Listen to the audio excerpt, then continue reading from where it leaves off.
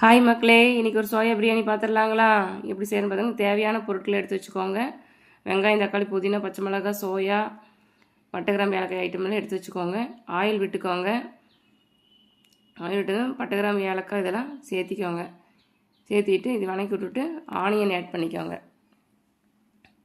Onion, பச்சை மிளகா, உப்பு இந்த மூணையும் போட்டு ஃபஸ்ட்டே போட்டுட்டு நல்லா வணக்கி விட்டுக்கோங்க. அதுக்கப்புறம் புதினா ஆட் பண்ணிக்கோங்க.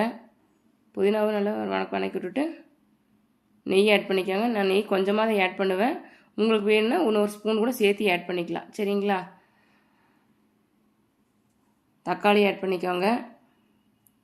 தக்காளி நான் 2 தான் எடுத்துருக்கேன், போட்டிருக்கேன். சரிங்களா? அப்புறம் இந்த பொடி பட்டை, கிராம்பு, ஏலக்காய், கசகசா, ஸ்டார் இதெல்லாம் ஒன்றா போட்டு பவுட்ரு பண்ணது இது ஆட் பண்ணிட்டேங்க.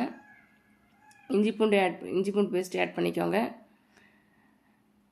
ஆட் பண்ணிவிட்டு அதுக்கப்புறமே நல்லா வணக்கி விட்டு நல்லா சுண்டை வணக்கணுங்க. நல்லா பச்சை வாசம் பூரா கம்ப்ளீட்டாக போகணும். போனதுக்கப்புறம் கொஞ்சம் தயிர் ஆட் பண்ணிவிட்டு அதையும் போட்டு நல்லா வணக்கிட்டு நல்லா சுண்டை வரணும் கிரேவி. அதுக்கப்புறம் சோயா ஆட் பண்ணிக்கோங்க. சோயா ஆட் பண்ணதுமே தண்ணி தேவையான அளவுங்க. நாங்கள் சாப்பாடு அரிசி எடுத்துருக்கிறனால நான் 1க்கு 3 ஊற்றிருக்கிறேங்க. 3 தண்ணி ஊற்றிருக்கேன். நீங்கள் இதே பிரியாணி அரிசி எடுக்கிற மாதிரி இருந்தால் 1க்கு 2 எடுத்துக்கோங்க. விசில் விட வேண்டியதில்லை. தண்ணி நல்லா கொதிச்சதுக்கப்புறம் தோசைக்கல் வச்சு தம் போட்டால் போதும். பிரியாணி அரிசிக்கு இந்த அரிசிக்கு 3 விசில் விடணும். சரிங்களா? 3 விசில் விட்டோம்னா நல்லாயிருக்கும். 2 8 3 அதுக்கு மேலே வேண்டாங்க. விசில் விட்டதுக்கப்புறம் நல்லா பொழுன்னு இருக்குங்க.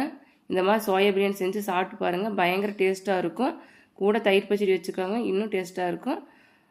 இந்த சேனல் பிடிச்சிருந்தா சப்ஸ்கிரைப் பண்ணுங்கள், லைக் பண்ணுங்கள், ஷேர் பண்ணுங்கள், கமெண்ட் பண்ணுங்கள். சாப்பிட்டு பாருங்கள், பயங்கர டேஸ்ட்டாக இருக்கும். ஓகேங்களா? பாய்ங்க.